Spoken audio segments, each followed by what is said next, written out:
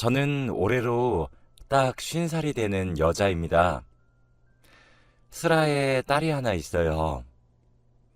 25년 전에 저보다 6살이 많은 남편과 만나 결혼을 하고 외동딸을 하나 낳았고 결혼한 지 11년 차가 되고 딸이 10살이 되던 해에 남편을 사별했습니다. 제가 태어나서 자란 동네에 저랑 동갑내기 여자인 친구가 있었어요. 그 아이와 저는 정말 절친한 사이였죠. 종종 걔네 집에 놀러 가곤 했었는데 그때마다 절친의 친오빠와 절친 오빠의 친구가 집에서 함께 놀고 그랬었거든요. 남편은 절친 오빠의 친구였습니다. 어렸을 적부터 자연스럽게 얼굴을 트면서 지내다가 제가 성년이 되면서 우리는 사랑에 빠지게 되었어요. 남편은 참 좋은 사람이었습니다. 그 시절에 드물게 가부장적이지도 않았고 애처가였죠. 딸이라고 하나 있는 것을 어찌나 그리 이뻐라 하는지 정말 가족밖에 모르는 바보라고 해도 무방할 정도로 좋은 사람이었습니다. 딸은 자기 아빠를 어찌나 좋아하고 잘 따랐는지 몰라요. 아빠가 퇴근하고 집으로 돌아오면 주겠다고 그 좋아하는 간식도 반으로 잘라서 휴지에 감싸서 보관해뒀다가 아빠가 집에 돌아오면 입에 먹여주곤 했었죠. 그렇게 저희 가족은 참 평화로웠습니다. 당시 남편의 직업은 공무원이었어요. 그러던 어느 날 남편이 친구들과 함께 낚시를 가겠다며 놀러 간 날이 있었습니다. 그날 남편은 물에 빠져 익사한 채 차갑게 식은 채로 저희 가족의 품으로 돌아왔어요. 처음엔 믿기지 않더라고요. 불과 전날까지만 해도 매운탕에 넣을 물고기들을 꼭 잡아오겠다고 딸아이와 새끼손가락을 걸고 집을 나섰던 양반이 차갑게 식은 채로 돌아온다는 것이 말이죠. 그렇게 우리는 하루아침에 남편이자 아이의 아빠를 잃었습니다. 장례식을 치르는 동안 무슨 정신으로 살았는지 모르겠더라고요. 제 허리까지밖에 오지 않는 딸아이가 검은색 상복을 입은 모습을 보면서 얼마나 오열했는지 모릅니다. 기절과 정신 차림의 반복이 끝나고 남편을 보냈어요. 저와 남편은 태어났던 동네에서 쭉 계속해서 살아왔기 때문에 동네 사람들을 대부분 다 알고 있습니다. 그런데 큰 일을 겪으신 분들은 공감하실 거예요. 제가 너무 힘이 들고 힘에 부치는 일을 겪고 있을 때 힘내라는 위로의 말이 얼마나 위선적이고 어줍잖은 말로 들리는지 말이죠. 딸아이를 집에 혼자 둘 수 없어 함께 손을 잡고 장을 보러 나가는 그 짧은 사이에도 동네 사람들한테는 제가 이미 남편을 잃고 혼자 자식 키우는 과부가 되어 있어서 손가락질도 받았고 수군거림도 받았고 필요하지 않았던 동정의 눈길도 받아야만 했습니다. 딸아이는 어떻고요? 하루는 울면서 집으로 들어왔는데 우는 이유를 아무리 물어도 도통 말해주질 않더라고요. 왜 우냐고 엄하게 다그치니 말을 겨우 내뱉는데 학교에서 글쎄 아빠 없는 불쌍한 아이라고 손가락질을 당했다고 했습니다. 저는 곧바로 눈이 뒤집혀서 학교에 달려가서 선생님께 화를 냈어요. 선생님은 아이들의 수가 많기도 해서 자신이 자세히 살피지 못해 죄송하다고 사과만 하시더라고요. 맞아요. 하나하나 살피지 못하는 것은 어찌 보면 당연한 일인걸요. 하지만 저는 그때 평생을 살았던 이 동네를 떠나기로 결심했습니다. 딸아이는 아직도 자신의 아빠를 그리워하며 아빠와 함께 읽었던 책이 바스라질까 싶어 조심스럽게 펼쳐보고 있는데 이 동네에서 더 살면 아이에게 그리움만 증폭시킬 것만 같았어요. 그렇게 이사를 떠났습니다. 이사를 떠나면서 그 동네 사람들과 연락도 끊었습니다. 저희 부모님을 제외하고 말이죠. 제 예상이 맞아떨어졌고 아이는 한층 자신의 아빠와의 이별을 더 잘 받아들이게 되었어요. 그렇게 혼자 살게 된 지 3년이 되던 어느 여름날, 제가 살고 있는 동네에서 낯익은 실루엣이 보이더라고요. 그 사람은 앞에 말한 동네 절친의 오빠이자 제 남편과 친구인 사람이었습니다. 사실 친구네는 제가 성인이 되기도 전에 동네를 떠나고 소식이 끊겨 아무도 소식을 모르고 지냈었거든요. 그래서 그 오빠도 저희 남편과 제가 올린 결혼식에도 남편을 떠나보낸 장례식에도 오지도 못했었어요. 우연히 만난 오빠가 반가워 제가 먼저 아는 체를 했어요. 못 본 사이에 오빠에게도 아이가 생겼더라고요. 제자 이야기를 하다 저희 집에 오빠를 초대해 밥을 같이 먹기로 했죠. 오빠에게 전 언제 결혼까지 해서 애까지 낳았어? 오빠, 왜 날 초대 안 한 거야? 하니 오빠는 그냥 뭐 그렇게 됐다 하며 말을 돌렸어요. 저는 희진이는 잘 살아? 정말 우연이다. 이렇게 오빠를 만날 줄이야. 나 정말 꿈에도 몰랐어. 라고 친구의 안부를 물었죠. 그러다 듣게 되었습니다. 친구는 그 사이 결혼도 했고 이혼도 했대요. 그리고 우울증을 견디지 못하고 스스로 목숨을 끊었다고 하더라고요. 저는 이야기를 듣고 할 말을 잃었습니다. 오빠는 그런 절 보고 너도 결혼했니? 아이가 몇 살이야? 라고 묻더라고요. 전 제 남편이 사실 오빠의 친한 친구였다는 사실과 몇 년 전 낚시를 하러 가겠다고 하다가 불의의 사고로 물에 빠져 먼저 죽었다는 사실 등등을 털어놓았습니다. 오빠는 저보고 너도 참 고생이 많았겠구나 하며 저를 안아서 토닥토닥 등을 두드려 주더라고요.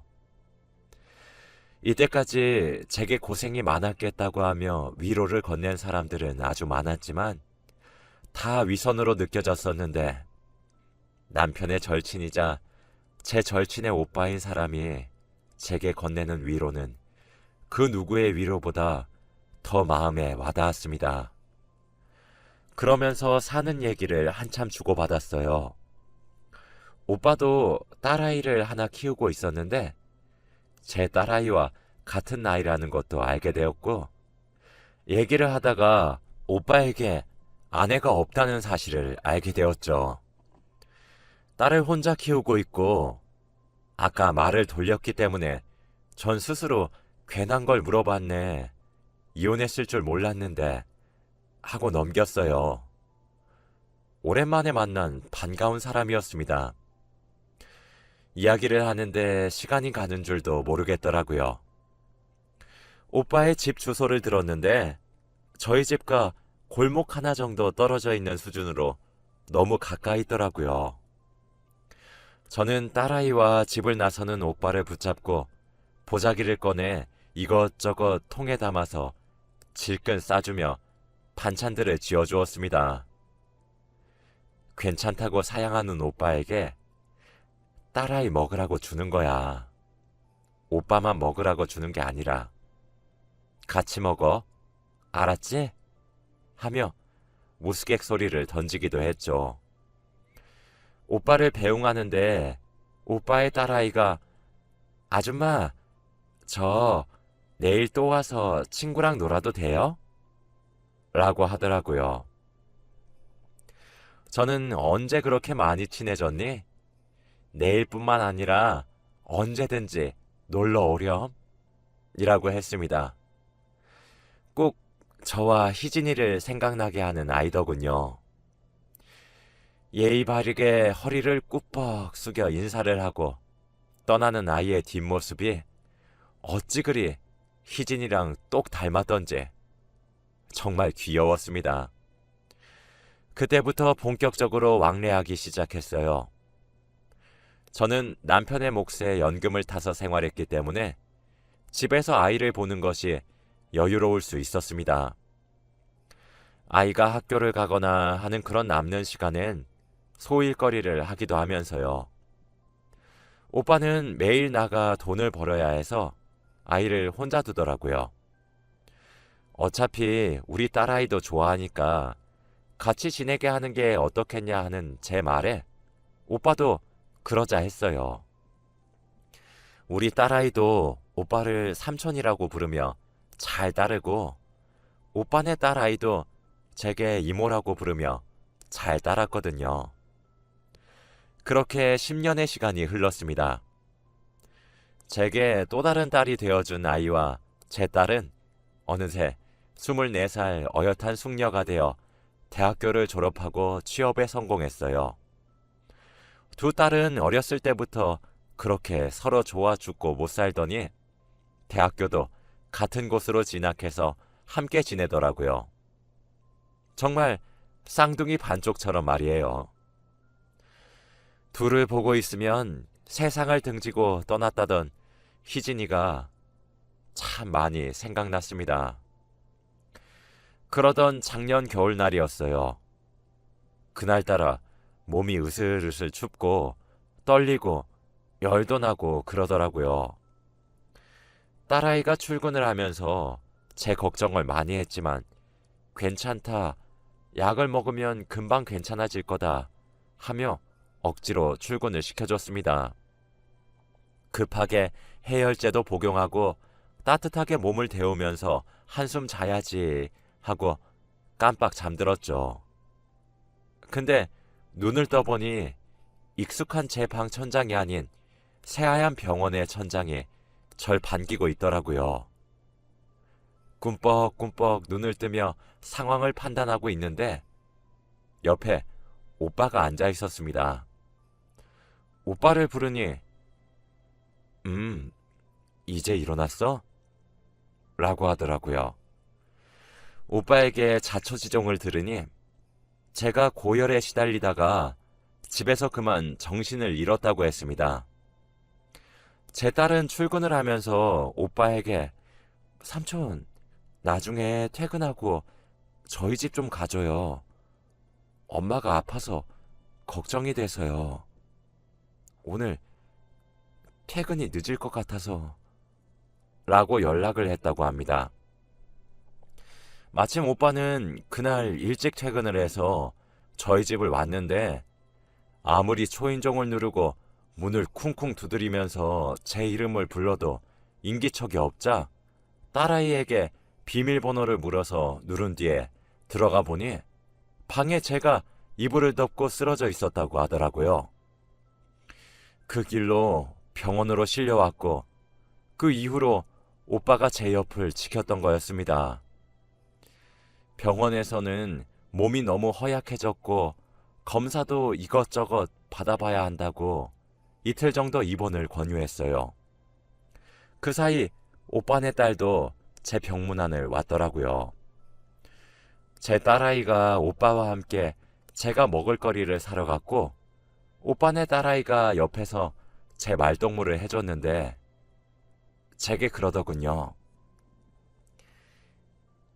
이모야, 이제 이모가 내 엄마도 같이 해주면 안 되나? 라고 말이에요. 처음엔 그 말에 너무 놀라서 마시던 물을 뿜었어요. 캑캑거리면서 뭐라는 거야 너? 하니까 아니 내가 우리 아빠를 좀 아는데 우리 아빠 아무리 봐도 이모야 엄청 좋아한다. 둘이 사랑하는 거 아니었나? 그냥 이모야 말고 내 엄마 해주면 안 돼? 라며 귀엽게 웃더라고요. 제가 어이없다는 듯이 뭘 보고 그렇게 느꼈어? 말도 안 되는 소리 하고 있어, 정말. 콩할 만한 게. 하며 장난스럽게 머리를 쥐어박았죠. 그랬더니 아니다. 아니, 우리 아빠 그렇게 횡설수설하고 소리 지르는 모습 내가 진짜 처음 봤다니까. 나 회사에서 아빠 전화 듣고 얼마나 놀랬는지 아나? 그니까 회사 마치자마자 부랴부랴 이모야 얼굴 보러 왔지. 나는 진짜 이모야 뭐 깔딱깔딱 숨이라도 넘어가는 줄 알았다. 아까 간호사 언니한테 이모야 병실 어딘지 물어보면서 들었는데 아빠가 응급실에서 빨리 이모야 눈 뜨게 만들라고 난동도 피웠대. 내가 아팠을 때나 그러지. 우리 아빠가 어디 가서 그렇게 큰 소리 치면서 난동 피울 사람이가.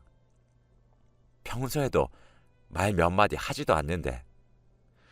진짜 내가 보기엔 우리 아빠 이모야 좋아한대도. 이모야는 우리 아빠 어떤데? 그냥 둘이 결혼하면 안 돼? 라고 했습니다. 일단 그 자리에서는 쓸데없는 소리 할 거면 빨리 가. 이모 피곤해. 하고 침대에 누웠어요. 그런데 오빠네 딸아이 말이 믿기지 않더라고요. 오빠는 뼛속까지 경상도 남자라서 무뚝뚝하고 그래요. 평소에 말도 없고 점잖아요. 큰 소리도 잘 안 내요. 그런 사람이 제가 쓰러졌다고 큰 소리를 냈다니 어디 믿겨야 말이죠. 그러다 저는 진짜 잠에 빠져들었습니다.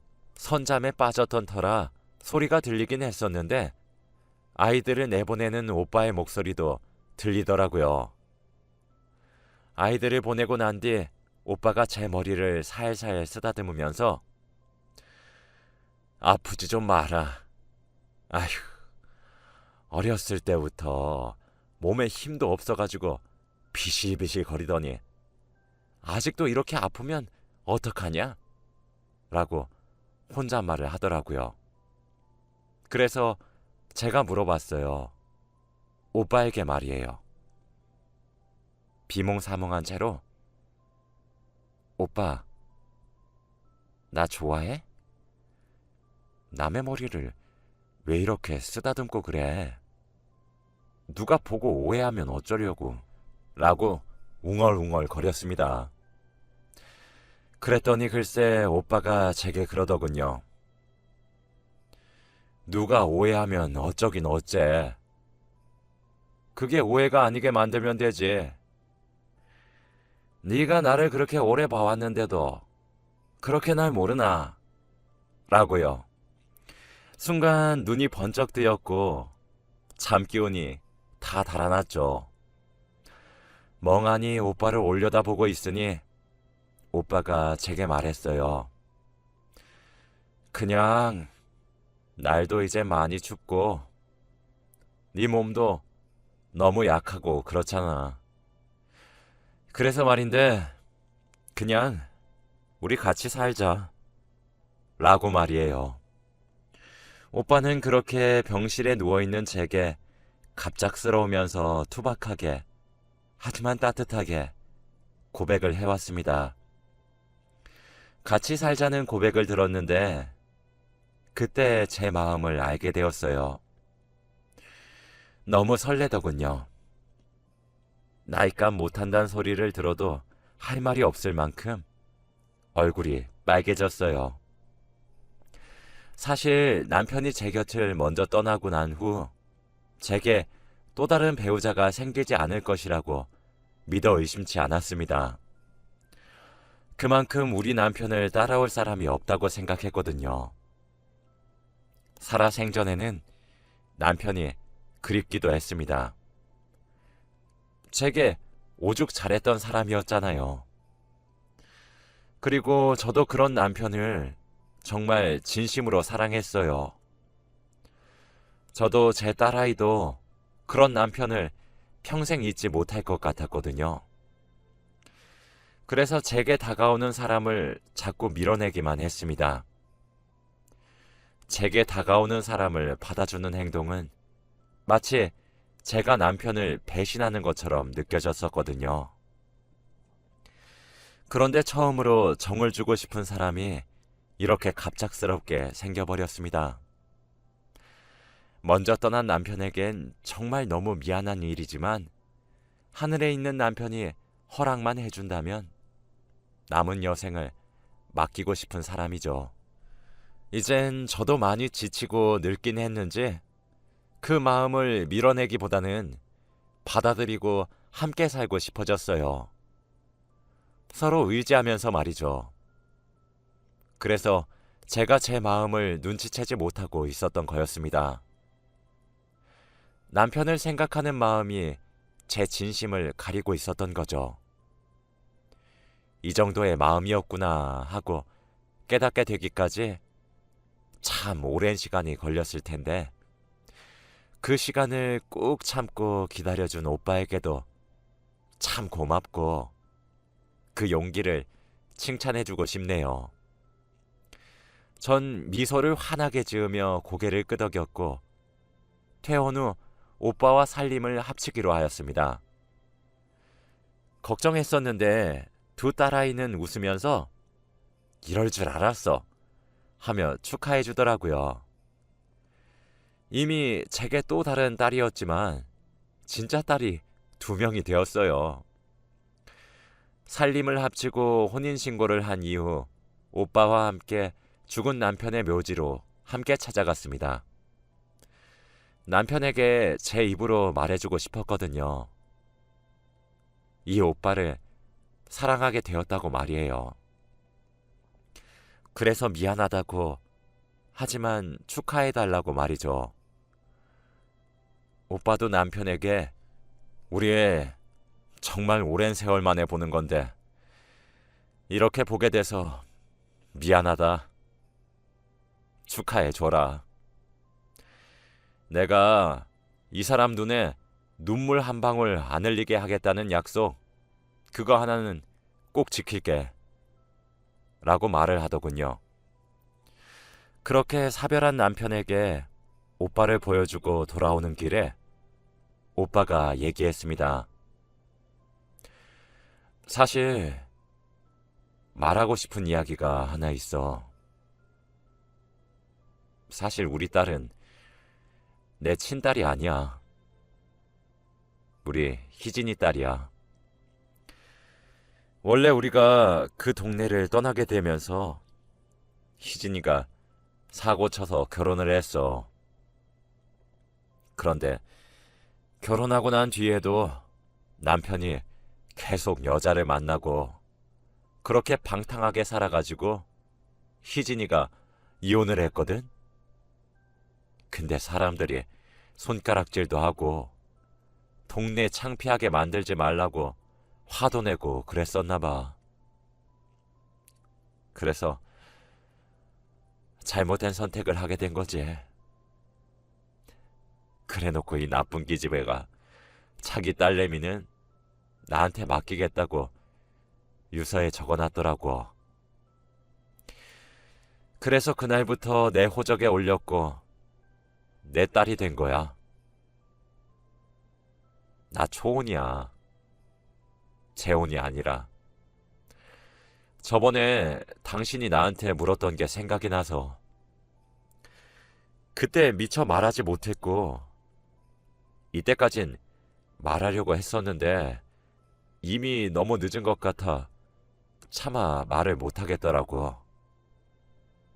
속에서 미안해 라고 했죠.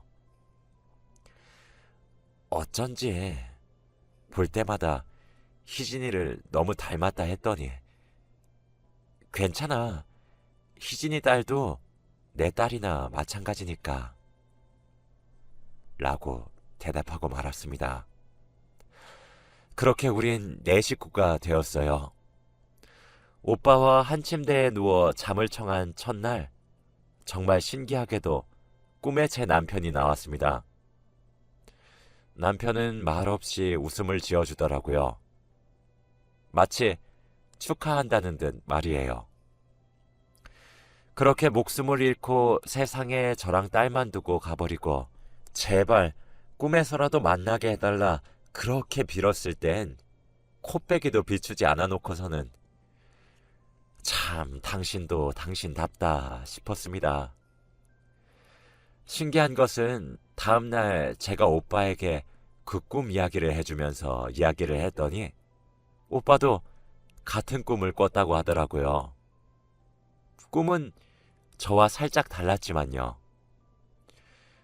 오빠는 꿈에 남편이 나와서 제 눈에 눈물 나면 지옥에 보내버리겠다고 웃으면서 잔소리를 했다고 합니다. 저는 참 복 많은 여자인 것 같아요. 두 남자의 이런 절절한 사랑을 받을 수 있으니 말이에요. 다 늙어서 신혼을 보낸다는 말이 참 우습긴 한데 정말 깨가 쏟아지도록 요즘 너무 행복하게 지내고 있습니다.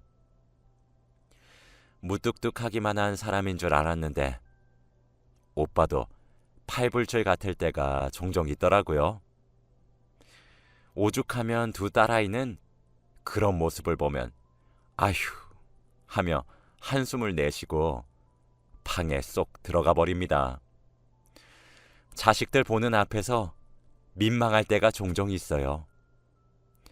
그래도 지금은 너무 행복하네요. 제 사연은 여기까지입니다. 들어주셔서